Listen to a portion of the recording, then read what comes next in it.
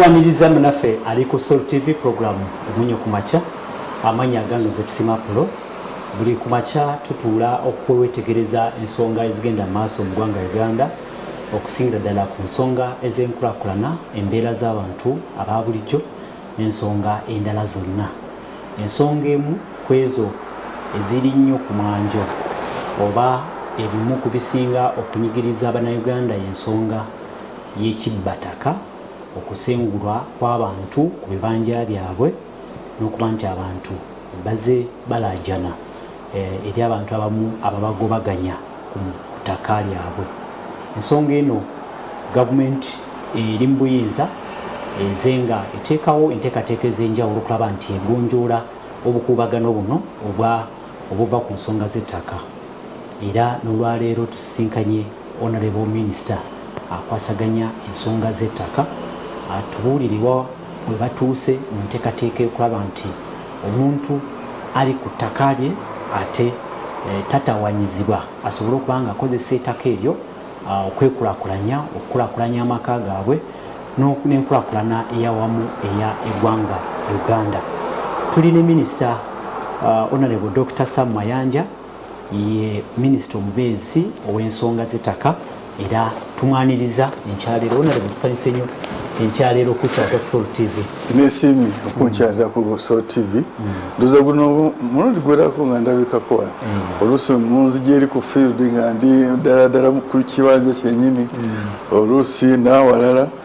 Naye olwe nali mu kanisa kwani International House of Prayer Ministries. Era kuno nalabika nolwekyo siri mupya. Toli mupya. Naye webale nnyo okumpita ne ku mwezi guno okwegera ddala ku kintu kino eky'eby'ettaka. Simanyi oba ntandikiriwa. Twandikedde tumanye gavumenti ya NRM yajja n'enteekateeka ez'enjawulo n'amateeka agamu gakolebwa gabagibwa agaziyiza obugalwanyisa okugyawo obukubagano obwo ku ttaka. Kati gwe nga minisita ali mu ofiisi tuyimiridde tutya kati ensonga ez'ettaka? Bw'oba okukakasaba obuwuli olina okumanya gye wava n'otegeera kiki ekikutuusizza wooli oleka otegeke engeri gy'ovaawo ne wegyeyoyongerayo. Kati era nga pulezidenti bw'atera okukwasa ebintu bulijjo ayagala omanye historically tuvuddewa ekitutuusizza wano we tuli tutegeke tutya ogenda mu maaso. Kakati kino nga bwe kiri ekintu ky'ettaka kino omuntu w'ekibanja okugobwa ku ttaka okuba emmombooze mu nsi si kipya. Kyagenda okujjanga ne taata wa pulezidenti Museveni tanazaalibwa mu 1900. Kati obala emyaka nga 10 n'okusola mu 20. Ekintu kyajja mu 1900 nga Abazungu bawandi ensi eno. Kati bwe bajja okuwamba Uganda okugifuula koloni bagiyita batya mu Luganda koloni etwali ly'Abongereza. Basangamu muno abantu ababayambako kubanga Abazungu baali batono. Honorable Minister, nga enkola zino zonna ez'omuzungu teziruubirira kuwa omuntu owa bulijjo stability oba okumuwa obuyinza obwenkomeredde, naye ng'ekigendererwa kufuna bo bafunemu ssente ziyimirizaawo ettwala. Kati bo si kumalawo nkaayana si kukola kine nga baagala primary objective. There are two. Bamanya nti bwe mmalawo enkaayana zino ne stability bigenda wamu, n'olwekyo nja kufuna production eya waggulu. Naye nga mu kino nina okujjukira nti bano be banwanirira be nawe ebyapa n'olwekyo ate nkyabeetaaga mu masaza mu magombola mu lukiiko. N'olwekyo kangabireko n'asalawo nti kamwesi kono museeko etteeka ndoba naye namuwa buli ate nze musasula manya mu kiseera ekyo bali basasula emisaala ate nga the appointment subject to approval of the governor.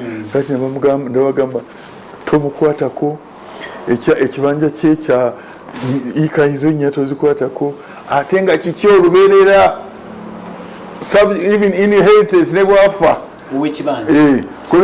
What it meant that in the end w'ekibanja n'ow'ettaka tewali njawulo okujjako okuba nti oli alina ekyapa. Ekitegeeza Honorable busungu n'envujolo etteeka eryo erya 1928 yes liyina bye lyataasa okubagano obwaliwo mu kiseera ekyo. Yes, byataasa kubanga eviction tezaddamu. Owekibanja yafuna stability ne economy neyimirira.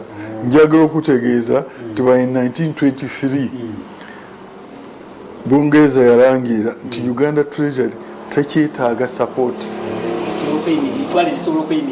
nga lisobola okweyimiriza kubanga wano bwe baalaba nti balina kati obwananyini tewali ajja bagobako guaranteed by the colonial government ne balima ne bakamala. Pamba nayitirira Uganda nefuuka one of the leading palm producer.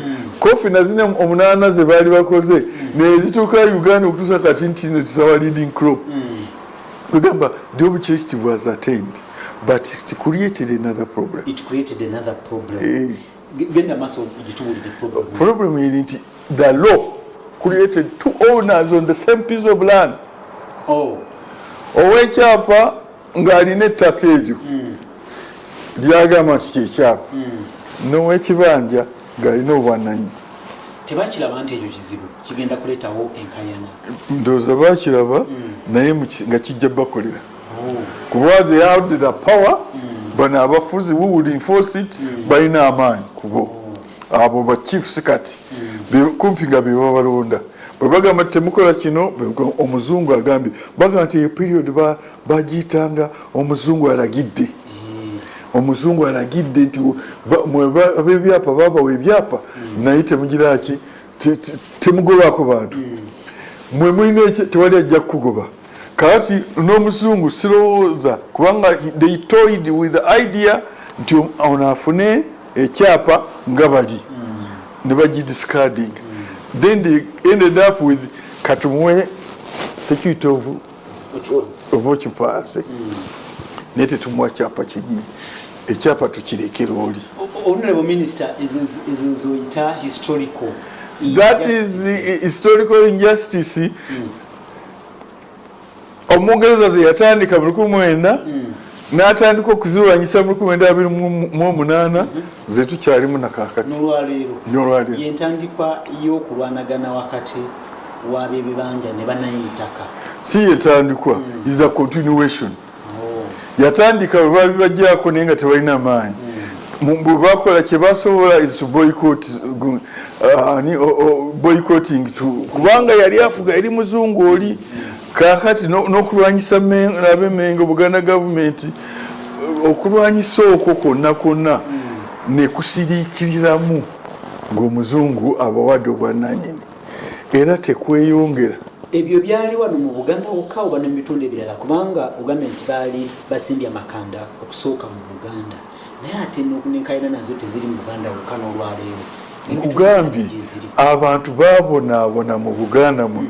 Soma Bishop Tucker's writings yagamba nti yalaba abantu nga bava mu east and mu west n'enkoko zaabwe n'abike their possession abalala bava east abalala bava west abalala bava north bava south okubona mana kwali kunyo instability was so much that 1923 nga provinces zonna za Uganda ziteereddwa bwe ba provincial governors bwe baatula mu lukiiko lwabwe lwasooka ne bagamba tewali we shall not extend mayoral system outside Uganda.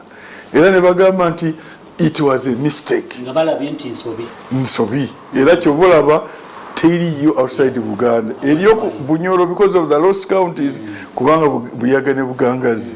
Nite kyekyaga it was a after observing what happened the city twagra bizibu bino kweyongerayo. Bagezaako kitwala ebusoga. Omusoga n'atugamba nti mujje mutugabi ettaka lyeyitu ate mulitugabire mutugabire ekyaffe tebagezaako kukizaayo. Kale ali Sol TV program Omunnyokumakya tulide Minister Honorable Dr. Sam Mayanja ye Minister omubeezi w'ensonga z'ettaka nga atunyonyola wa gavumenti gyaweerezaamu wetuuse mu kumalawo oba okulwanyisa okendeeza enkayana ku by'ettaka. Ensonga zikyali nyingi abantu abasengulwa ku ttaka lyabwe abagobaganyizibwa abakyali bangi. Gavumenti yo kati ekozeewo ki era lwaki enkayana zikyaliwo kiki ekitanaba kutereezebwa era tubuulire batuuseewa mu kutereeza ekyo kyennyini ekiteeka okukolebwa. Tuwulira abantu abalaajana si wano wokka mu Central n'ebitundu ebirala byonna wakyaliwo obuzibu bw'ettaka, abasengula abantu ku ttaka, ebyapa okuwulira nti waliyo n'ebyapa ebibeera mu copies ez'enjawulo n'olya nti ettaka liriko ebyapa eby'emirundi 3 emirundi 4, byonna ebyo bijja bitya ndowooza kyetugenda okwongera okwetegereza kijja kuva ku ki ate kiki ekikolebwa okumalawo emivuyo egyo ensonga z'ettaka. Honorable Minister ndowooza tutandikire wali wenyini naye olwakadde badde omaze okutuwa background obuzibu wenyini bwe buva bwe tulaba olunaku olwaleero. Mbadde nsaba nti odduke mu bwangu tuwulire mu bwangu gavumenti eya NRM gy'oweererezaamu ekozeewo ki otemeteme mu bwangu then n'ebirala ebibuuzo byeyongerezeko. Okay, kambuuke nnyo kuba kati from 28 ngenda kubuuka emyaka awo nga 8 ntuuke tuuke ku 95. 95 situation yali more or less la legal position. Difference yali nti no Idi Amin yali ataddewo etteeka 1975 land from decree eryajjawo mailo n'owekibanja lirimujjako protection negamba nti ettaka lyonna lya gavumenti buli alyagala abe nga afuna lease. Mu lulimi lwaffe olw'amateeka yagamba nti there will be no estate greater than a lease. Buli muntu nga balina kulitali eyali alina mailo forever nefuka emyaka 99. Organization religious organization ne bayongerako omuntu omulala yenna nga ayinza okufuna naye owekibanja nabagaa nti gwoli tenant at sufferance tolina right yonna. Position eyo yali nungi nze wenyimiridde ngamba nti no buli muntu yali kati atusat pa kubanga tewali ajja kugoba munne kati abantu bagoba lwokuba oli yalina mayiro agobako owekibanja naye kati owekibanja awa mayiro mwena kyekimu. Eyo dikuli yali nungi nnyo. Yes, kubanga now everybody, there was no one who is going to evict the other, and the land yali ya state nga tuzeeyo kumpi nga bakolonisi tebanajja. Land yali mu Kabaka who is equivalent to the state now. Nga ye yagaba talina gwagoba kati nedikuli yegamba nti no ettaka lya government kati nga lirabirirwa Uganda Land Commission kugamba tewali gujjogoba. Ekitegeeza Honorable singa kisoboka twandibadde ng'ettaka lyonna liri mu mikono gya gavumenti kyandibadde kirungi oba senga nze nina mayiwe ekyo bwe kyandibadde naye si bwe kyajja ensinga Ethiopia bwe kiri ne Tanzania mpula kikiri teri ogamba nti noyise mu ttaka lyange ate kati mpa compensation project ya gavumenti neyimirira kubanga oli asabye sente nyingi bakyanegotiatinga naye ekyo kyagibwamu okusika omugwa okwajja nga bakola 1995 constitution. Waliwo bano ab'Emmengo abasaba federo abagala nti waakiri tuddizeewo mayiro yaffe kakati akenda kaffe mu katuwe tebasoma na history how did that kenda come about. Okusika omugwa abaaliwo mu kiseera ekyo zesaali mu ggwanga naye bwe nsoma Hansard ne records ezaaliwo kiraga nti no the stability of the nation itself was destabilized. Eyo contradiction yevaako obuzibu kati bwe tulaba anti kati onajja naga nti nina ekyapa mbagobi ono nagamba nti nze nina ownership constitution empa sivaako enkya nagenda nidda ekyapa is conferred to you by law by your constitution. Constitution yekugambye nti olina tenancy eyitibwa mayiro. Constitution yemu nekugamba nti ku tenancy eya mayiro kuliko wekyapa. So tojagamba nti ekyange ekyapa kiri absolute. Where do you get that right? Ogifunira mu constitution. Constitution ekuwadde ekyapa. Ekyapa ekyo naye nekugamba nti kiriko kino kikaawa. Bw'oba okiraba nga kuliko abantu abalala kite. Bw'oba osobola okuba persuadinga n'obagula bagule. President Museveni kyavawandiika mu kiwandiiko kye kya 22 August 2013 nti bw'oba ogula ettaka nga kuliko ekibanja gula willing buyer guli seera mutegeeragane ogambe nti nze nja kuvaawo senga ompa miliyoni zange 1,000 nze bwa nti nina 7 mukalikanye mukome ku 5 willing buyer wili seera naye konoogula nkuliko ab'ettaka ab'ebibanja niwataba willing seera oguze empewo. So honorable etteeka nga bw'eri olunaku olwaleero emivuyo givudde ku bantu okugula ettaka eririko okufuna ebyapa ku ttaka eririko abatenansi ab'ebibanja kubanga emivuyo egisinga kwe givuuka ekyasooka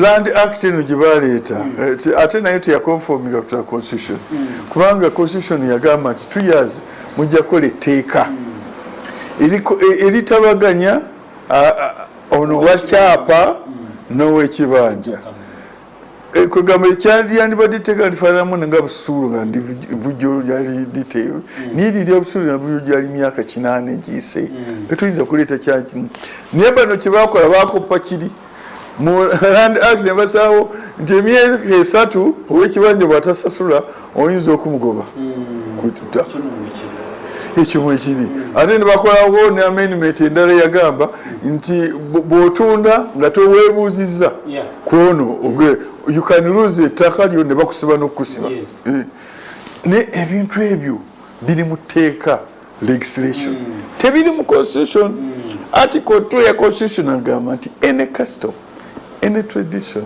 any law any order any decree which is conflicts with the constitution is null and void to the extent of that inconsistency. Kati nze nkuwadde absolute right of security of tenure of occupancy not tenure occupancy tewali akukwatako ate etteeka ne lijja negamba nti myezi 3 ogobwako eriteeka fu ekitegeeza honorable kati olingaga nti etteeka erya land act contradicting ne semateeka. Yes, President Museveni kyavudde agamba yalangira butereevu ezo orders court zemuwa nti bano eviction orders they are null and void, they are invalid. Ekyandibadde kyamagezi honorable minister siku yita mu parliament netutereeza etteeka oyinza okuyita mu parliament naye ate ekintu okisoma kugamba constitution eri mu lulimi olusembayo but you are supposed to know the law. Land act weeri ne constitution weeri constitution omanyi ye supreme law ekugamba buli kyonna ekiri inconsistent nange kyonna kyosoma mu katabo kana ka constitution n'osomayo ekyalo ekiri inconsistent ekyo kiba kifu. Kakati ogenda gula ettaka osomye mu land act ekugambye nti kuliko abebanja okay naye bwe baba tebakuwadde busuulu myaka 3 mbagobako nogenda nosoma ne constitution egamba nti security of occupancy ng'omanya nti kino kifu sijja gula okujjako nga neetegesena kati olwa confusion olaba naawe olgirina mutwe kyekibiriddeko wali naye kakati ekikulu kiri nti bwe bagamba nti no batereeze etteeka eryo olutalo lwaliwo olungi abantu kyenjagala okubuuza gwe ng'omukugu kati olaba nga kisobola okutereezebwa kitya? President has guided akitugaidinze properly agambye nti mwe constitution emwe mwagikola nemugamba security of occupancy ow'ebibanja noono omuwa ekyapa nemugamba nti gwolira ekyapa oba kya lease oba kya freehold oba kya leasehold naye ono gwosazeewo ekyapa tomukwatako bw'obanga bw'omugoba aboziza gwe nagomola. Kakati based on that President Museveni nakola that directive eya 22nd August 2013 myaka 10 mirambo egyakayitawo eyo gundi ng'asinzira mu powers ziri mu 99 article 99 sub article 1 ne 3 tobuyinza bwonna executive authority yonna eri mu President Museveni. Kakati nalangira kiki ekitegeeza nti bw'oba oyagala akyo yanyonyola very detailed n'agamba nti olw'okuba olina ekyapa bw'oba olina ekibanja kuwa ettaka takugamba nti weegule toyinza kwegula ku kikyo ekitegeeza honorable minister singa abantu abagula ettaka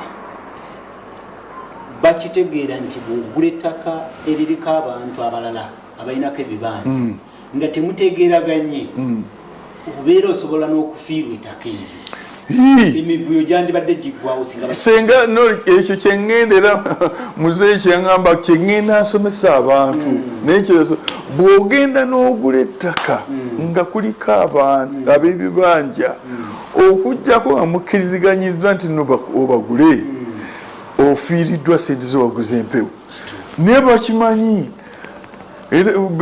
pulezidenti mu kiwandiiko yabayita nouveau rich abo abagagga bakafuna ku sente kakati balowooza nti sente ziyinza okukola buli kintu kyobalaba nti oli weyasooka 28 busulani nvujjo kasita yakitegeera ye teyaddayo kubagoba ne kooti zakiwagira kubanga waliwo emisango 3 gyenzize mu risaaki yange bwe bagenda mu kooti tebabugobe omusango ne gusinga ow'ekibanja nga talina nsonga lwaki tasasudde naye kooti ne zigamba ti sitiru ekyo tekitegeeza nti ogobwa ku kibanja eyo liba bbanja civil debt banja genda olisasula okutuusa olimalirawo naye si kugoba ku ttaka kugamba ekyo bonna buli munaamanya nti sigula ttaka nga kuliko ab'ebibanja okujjaku nga tukkiziganyiza naye bano banuvolwiki bano abaakajja balowooza nti bajja kugoba naguze mwe muveewo nga noono buloka amugamba nti nanyini watundawo $4,000,000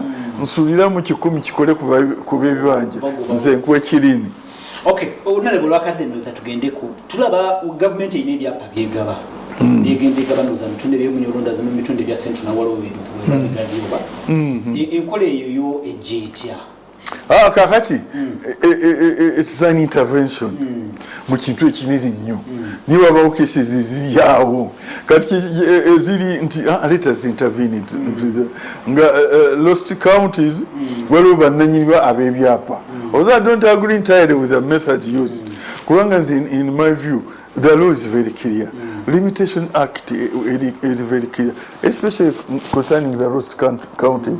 Kubanga bali agagabula buyaga ne bwagazi kati mwava mu districts nyingi nnyo. Kakati ne kino kitaka kyo ne kisigalawo. Take a Limitation Act egamba nti emyaka 7 egiyitawo nga olina nyinyi otakuteganyizaako talina right to claim anything. Registration of Titles Act negamba nti no bw'obanga ekyo kyode kati ettaka lifaliryo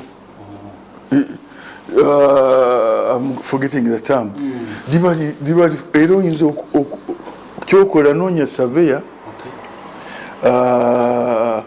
akube akapande oseeka application ogiwalize wa registrar ofune ekyapa oregistrar alina ka process kakola giving notice and what so ekyo kikiyandibwa kikolebwa byagana bugagazi but anyway because of politics and what bagamba nti babayise ba percent landlords katubagule then bwetuba tubaguze then government egabira abantu ebyapa ensimbi ezigenda mu land fund zezikola kwekyo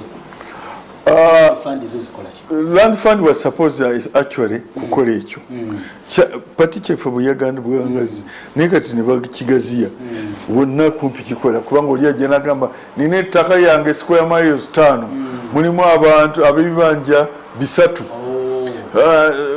abateganya gavumenti ligule gwe bawe ebyapa era kikyebaddeko tekigenda kuleetawo mbeera eyo okuba nti abantu bajja kugula ettaka nga bamanyi nti waliwo abantu ab'ebibanja nga basuubira nti gavumenti ejja kubasasula anti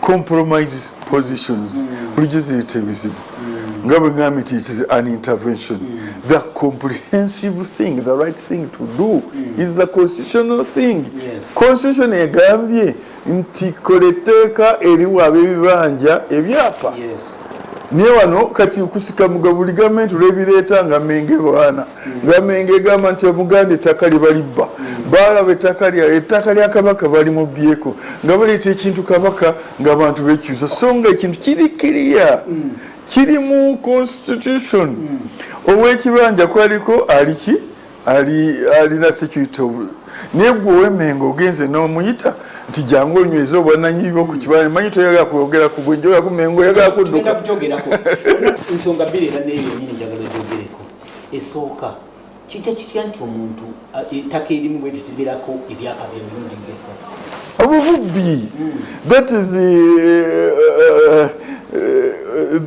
kwegamba that's bakiyita batya obukulupya obubbi obukumpanya obutali bwesimbu corruption abulyake kubanga etteeka liri very clear article section 59 eya registration of titles act ekyapa kiba kimu tetugenda kulwawo kubanga ne section 48 buba bubbi era bwobukwatibwa yaba bubbi forgery. Tugende ku kya ettaka lyogeddeko ery'Emmengo waliwo abantu emabegakawo ojjukira bulungi ebya Buganda Land Board nti ettaka lyonna erya Kabaka ateekwa kwewandiisa basaawo n'obwapa nga bagenda bateeka obupande ku ttaka erimu abantu ne beewandiisa abamu actually ngu babbibwa n'okubbibwa mu ebyo eyo omuntu ali ku ttaka lya Buganda ayina security yenkana ki? Number one mu Uganda temuli mu ttaka lya Buganda na ttaka lya kyala Mmengo terina ttaka lyonna Buganda Land Board terina ttaka lyonna era nze kiwandiiseko often there's a big article I wrote it, this is why Buganda Land Board is landless. Buganda Land Board sikitegeera ndoze kubanga omanyi 1900 before 1900 twalinawo kingdoms nga mwanga ye Kabaka.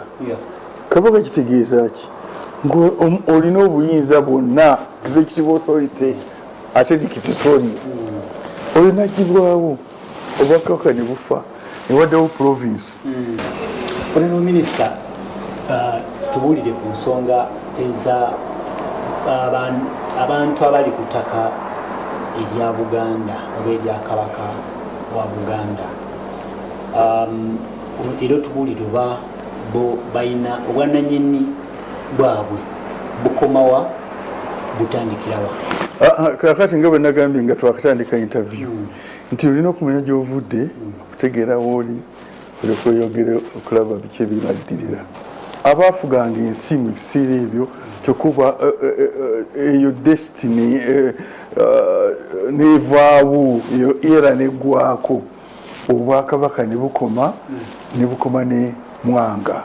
Kabaka oyo yalina obuyinza ku ttaka lyonna lyonna nga lisinzira mu ne bukoma mu 1900 omuzungu nga yegasse n'Abaganda abamu be baakobya obwakabaka obwo ne bakwata kabaka waabwe Mwanga ne bamuwangangusa ne bakola endagaano yaabwe tosijja kulabako ni mukono gwa Chwa kubanga yali bebi enewe but in any case bano abiyita ba regent nze mbuulira mu history ya Buganda ombuliyo regent nti waliyo kabaka owa 328 naye nga waliwo abalala atabayisibi ekyo tekiriwo kyajja buzi for convenience kiri kifudde bwakabaka bufudde n'enkola ekolebwa yonna efudde ne bakola abazungu ekintu kyabwe basoma endagaano y'olwenda gye bayita endagaano y'olwenda naye nze mayite yali ndagaano towazi document of surrender naye ng'olaba bakugambye nti kabaka wa Buganda anaalondebwanga lukiiko ekyo kyali kibaddewa era tenga ne mu 62 19 agreement negamba nti sente zonna eno province clear eno province era jja kurankinga on equal rank with other provinces which will be created. Ate eba kingdom ngeri just a province of a bigger unit. Ate negamba nti no bajja kusanga ekitiibwa mu buyinza bwa Her Majesty the Queen of England, Empress of India, because she was at that time, and Simanyachi and many islands. Kati eyo kyagiyita kingdom eyo lyefudde era ettaka eryalinga erya kabaka tiryakontrolira kati kabaka nassibwa kagamba kati oyo yafuuka gwe bayita kabaka they use the term naye nga the essence efudde ne bamuwa ettaka ku Buganda ku zini square miles zenkugambye ne bamuwaako 150 nga zize. The leading Buganda collaborator gundi yani Apollo Kagwa naweebwa 10 n'abaana wabweebwa kati naye ataabo ne baweebwa n'obwami Katikiro si ye Katikiro ng'oli yalinga wedda naye Katikiro n'obuyinza obumuteereddwako constitution 1900 agreement nga bunyonyola nekyanakola ne bumuwa ettaka erya office ye n'abalala kakati ettaka eryo office nga lya public land kati kyetuyita public land naye okuba at that time tewali public land bassaawo etteeka first of all etteeka eriri defininga erya 1908 n'erya 1919 erisa official access ordinance nti ago aliba nalyo oba corporation so era bwovaawo omulala yalifunako yasinga okufuna office yasinga okussibwako ettaka eringi yali ya Bwakabaka nga as defined in the agreement si kabaka ngo so office ey'Obwakabaka yaweebwa ettaka si ya kabaka yokka office ey'owessaza Mukwenda yaweebwa office owa kooti yaweebwa office zonna ziyaweebwa simanyi lwaki abantu baemphasizing office ya kabaka byonna byali equal they were all chiefs only that the chieftain of the kabakaship got more land kati that one njenjagalwe mukubanga you may run astray that is the public land which in 1967 which in 1962 went to the Buganda Land Board of the Constitution, that public land. And in 1967, along with the Crown land, it went to the Public Land Commission. And then in 1993, you come and tell me that you want back our things which were taken away. And I'm telling you that this was public land, it has never been, you never owned it. So what Bwakabaka oba Buganda terina ttaka eryayo Mengo terina ttaka eryayo Mengo teri kintu Mengo eryoki terina buyinza ku ttaka lyonna erina eryoki Mengo kiki ekyo kiki Mengo is it regional tier is it what a monarchy Musemateeka is a traditional okay defining an legal status what is a legal status it is corporation so kirinze mutebi wabwera mutebi yeka yali recognized nga corporation so nga personality ye not headquarters no kiki ettaka lye bw'abane era ne constitution ekigamba ayinza n'okuba ettaka eriringa omuntu nakyo tetuwali bw'aba yagula ettaka lye naye toyinza kuddira li public land lino eryaliko neteeka special official access ordinance ery'amasaza ery'amagombola manya nti sente zazimbanga amasaza n'amagombola okusingirira mu kuteeka ya 1900 agreement zavanga mu Uganda yonna etteeka eryo liva erikirya nti taxes ezinava mu province eno ya Buganda zijja kusibwanga mu central treasury nga sente endala zinavanga Erukiga Karamoja kwegamba oli gavana yasalangawo nti kati bazimba amasaza mu Uganda ne bajjamu ne bawa Buganda ne bajjamu ne bawa province ya Northern Eastern kakati ani yazimba amasaza ag'amagombola kyayajjayo sente ze osomati yakwata mu nsawo n'agazimba oba Muteesa those are the two traditional leaders who try to minister ugamba nti Buganda Land Board lwaleero eri wali Mengo terina buvunanyizibwa ku ttaka lyonna mu ggwanga Uganda bwebanga terina I can secretary goli kale mu mateeka and I can argue it anywhere I've written it I've not hidden it bwebanga erina diba lya personal nga mutebi yali egulira ettaka lye nga ayinza okuligula n'alisaamu nga corporation so nti lino lyabwa Ssaabataka because that's the cultural leadership n'abanga lyabwa Ssaabataka ne Ssaabataka omulala alijja alitwala naye lino oba ye ne yeegulira n'alimu neyisizaamu nga bwe kiri mu constitution either for him in person or as a legal entity. Ekitegeeza biba Buganda Land Board kibayita ekitongole ky'Obwakabaka ekirabira ettaka ly'Obwakabaka bye bakola ebyokugamba abantu okukubiriza abantu okwegula n'okufuna ebyapa kuva mu Buganda Land Board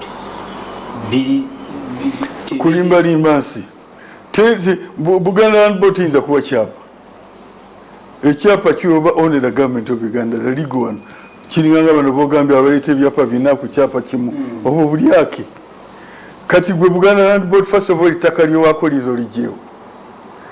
Number 2 kyoyita Obwakabaka kijjewa mu constitution Obwakabaka soma 62 constitution nga waliwo Kingdom of Buganda the constitution is annexed to the constitution of Uganda ngegamba nti Buganda shall have a ruler called Kabaka.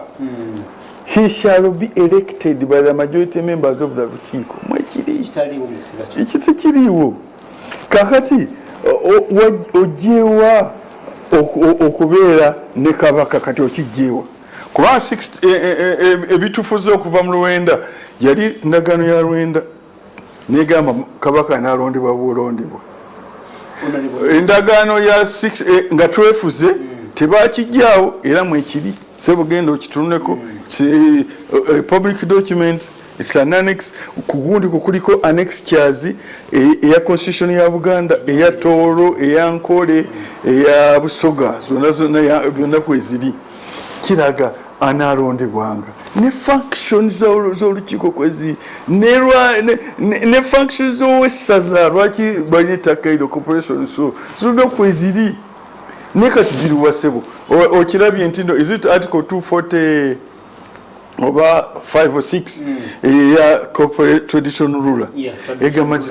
where is the annexure eraga constitution Obwakabaka tutambulirawo kyokka reference yokka gye tulina ya 1900 ne 62 constitution zonna ziraga eya 1900 eraga ekitiibwa kye kyekino kubanga at that time 1900 yeri constitution eriwo ekitiibwa kyekino omusaala gwe kuno kino lwanatambulanga kyekino abamasaza banakolanga kino olukiiko lunaabako kiti buli kiti kino it is interesting 62 constitution ekulaga ajja kulondebwanga bwati actually Katikiro ajja kulondebwanga lukiiko after gundi Kabaka ng'aweereza amannya 3 olukiiko ne lugalonda olukiiko lwennyini lunaalondebwanga mbulira ddi olukiiko luno gye lwali lulondeddwa ddi Kabaka Katikkiro yali alondeddwa ddi Kabaka yalondeddwa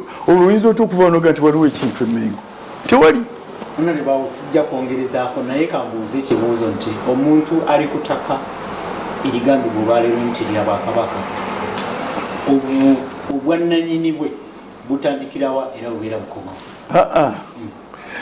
etteeka ekkulu erifuga ebintu byonna mu ggwanga lino e constitution gy'aba asoma yokka ate abikule article 237 okufuna rights ze article 237 egamba etya ttaka lya bannayuganda bonna naye ate ki babeera nalyo nga basinziira mu tenancies ziriwa nnya ziri identified yes ze ziriwa customary leasehold freehold mile okay erya Buganda lirudda walino mu tenancies ezo eyo Buganda gwe bagamba is it a person ng'oyongera kusoma constitution ng'osoma article ng'olaba article yekwata ku ki ku corporation so ku traditional ruler ojja kulaba nti is a corporation so is what is a person is a legal person is a juridical person kirikirya wali nti no you can sue or be sued n'olwekyo you can have a lease you can have a mile you can have a freehold so you can acquire a leasehold or freehold or a mile on what we call ettaka lya Kabaka. Nedda ngamba Kabaka oli gw'oyita Kabaka yennyini gwe ngamba ayinza okubeera ne mile ne leasehold kati alina ki ekyo kwotudde gwe nekyeŋŋamba omuntu ali ku ttaka eryo lyenjogeddeko asobola okwongera okufuna obwannannyini ntayinza kubanga oli talina tewali base you can't get from oli talina gyogenda okufuna talina ate mu gavumenti asobola okufuna gavumenti kakati gavumenti yo eyinza okuwa leasehold on public land the public land board the district land board public land yonna yonna kubanga bwotulina ku gwendi bwe basinza okutwala okuyita ebyabwe masaza ttaka ly'amasaza ttaka ly'amagombolola ttaka lino baraks owulira baraks owulira ettaka lya prisons kigo owulira zino simanyi waze courts ezo zonna obutale ettaka ly'obutale eryo yonna sebo naye ate gavumenti ng'erudde nga nayo ewaayo n'okuwa ensimbi ez'okusasulira obupangisa ku ttaka eryo nzijukira ndowooza bangi akati mu buwumbi gavumenti erimu bantu bawubwa government is as strong as the citizens muwandiike mukirage mukijjeeyo nga nze empandisi n'embijjeyo ekola nsobi gavumenti gwe bulijjo oba dito gwe otandika kusoma ebyange nakyewandiika dda neŋŋamba waliwo lwe bagamba nti batutteyo budget neŋŋamba nti tizirigo don't do it tewali teeka lyokikoleramu abo abakikoze ne basasula ekiseera kijja kujja bakwatibwe bakinyonyole basasulira mu tteeka ki abantu bangi bonna babikoze ne balowooza nti no beerabidde nze ng'omubulizi w'enjiri ngenda ne nkwotinga bayibuli wali katonda we yagambira nti wakikola n'ensirika n'olowooza nti twenkanaakana ojja kusasula gwe tekinokrati osasule batwale ng'oyise mu batebo bamakwetu bali nabo bazitwale ekiseera kijja kutuuka obuuzibwe nti ani yasasula kino amateeka wali togamanyi kubanga ogamba nti gavumenti etteeka lino eryani 1993 is government niligamba ki ligamba nti no gabaayo bino ligamba nti ebintu ebyabwe bye babagibwako traditional rulers not kingdoms ebyabo nga bo person ebyabagibwako constitution yankaga noonya ebintu ebyo oba okubasasula oba okola ki binoonyi oba tobiraba ogambe nti sibiriyo that's why you are paid as a civil servant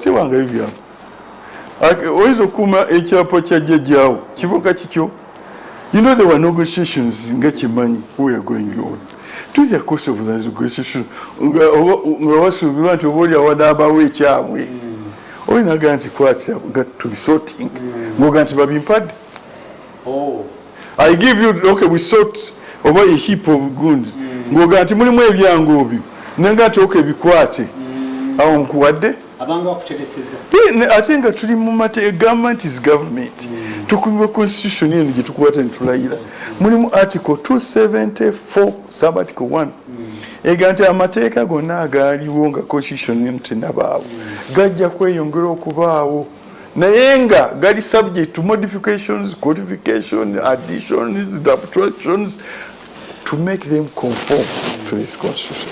Kati erira 1993 lyaliwo constitution tenabaawo. It has to be subject to modification and what? Welyabeererawo waliwo security of occupancy. Tibyaliwo naye kati webiri waliwo ani nti they will be a law to give them titles waliwo tenancy waliwo customary land title tibyaliwo so kakati as far as this concerned waliwo nankani waliwo ki tewali na traditional rulers. It was a creation of this current constitution. Not that law must be broken. There must be an amendment. Kati gwoba otuuka bakutudde whatever position bakuwadde to look after the properties of government. Kozesa amateeka. That's why civil servants are there and given security of contracts. The civil servant olina kumala gamugoba naye kati basiise basayininga balowooza nti ekiseera kijja kujja for them to answer for whatever they are paying. Tuyenze geonero minister nga tulumba honorable tuwulira nti waliyo enongosereza ezijja kituufu gye ziri ku nsonga z'ettaka ziteekwa okujja kubanga I have told you there is duality of ownership. You have a title, a minor title, leasehold title, or a freehold title, but then there's a kibanja hold on it. The same constitution which has given you ownership of that title is giving you security of occupation of that title. So there has to be a lot to resolve that. It has to be there. Waliwo abantu abangi abadde nga bayayana ogende oba oli awo ogende obataase bayambeko kuba bagobaganya ngendeyo bukiseera era ndiyo nga ngoberera directives za president n'akawairo ka constitution. Akawairo ka constitution kagambye nti you have security of occupancy tokwatibwako. President agambye nti no gwe bw'ogula n'osanga oba ekibanja oguze empeewo okujjako nga mukoze willing seera n'agamba nti gwe agobyego ow'ekibanja bakukwate and be prosecuted. And bw'abanga bamugoba dda gavumenti emuyamba emuzzeeyo. Those are the things I go and the president agambye nti ne bwe ba order ya kooti esoboke ba subjected to the security committee eyitemu okulaba nti they are violating a constitution. And I know you violated the constitution. Kati ebyo byentaasa bw'obuuza nti president alina buyinza agamba ekyo article 99 sub-article 1 ne 3 egamba ki emu obuyinza obwo gyengenda bwentu nentaasa abantu. Tunula mu kamera bawe essuubi abasuubiridde okugulibwa ku bibanja oba wena amagezi ekyokukola mu kiseera kino. Tewali n'omu alina tewali kugoba muntu ku kibanja kiriko kugamba nti omuntu bw'ayingira mu nnyumba yange nanzibamu. Otandikira ku basis ti ennyumba yange teyingirwamu muntu mulala kubbamu bintu bitali bibye era bwe mukwatiramu mukuba bukubi. Kyekimu ettaka ekibanja kyo kintu kyo ekyobwebange ekiri guaranteed ekinywezebwa constitution nti tewali akukwatako tewali akugobako. President atadde directive nti buli akukwatako kujja ku kibanja omuntu oyo aba amenye mateeka era avunaanibwe ng'amateeka bwe galagira. Bw'abanga baali badde baakuggyako then gavumenti ekuyambe okuzzaako. Bw'abanga order evudde mu kooti ekugoba ku kibanja kyo order ejja kusooka kuyita mu security committee ya district ne district ne bwegyeyisa tejja kutandika kukola okujjako nga minisita wa lands agisayininze. N'olwekyo ow'ekyapa oli akugogobaganya aba akujooze bujoozi kubanga rights yo ziri guaranteed. Aba afaanana atya oba yeeyita linnya ki oba mufuzi wa ndona afaanana atya buno teeka likwata tewali ali waggulu amateeka.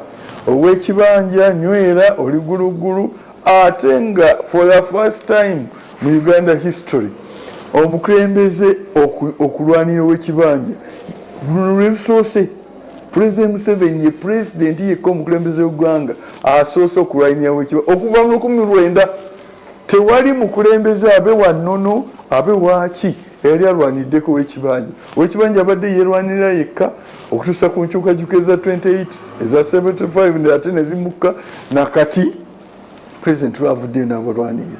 Ndowooza banywere tewali kiringa kugamba nti no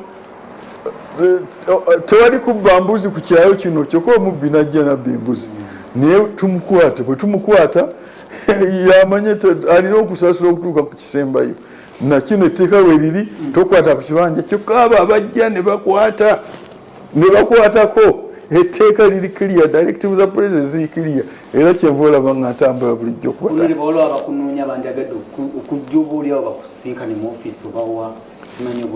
anti ndi 100% kati minister 100% nakati onsanzeko mulimu naye ofiisi yange wali wakuba nti era jangu obanga weetegese okulwawo n'okugenda mu crowd kubanga ofiisi yange ejjula okuva wansi okutuuka waggulu.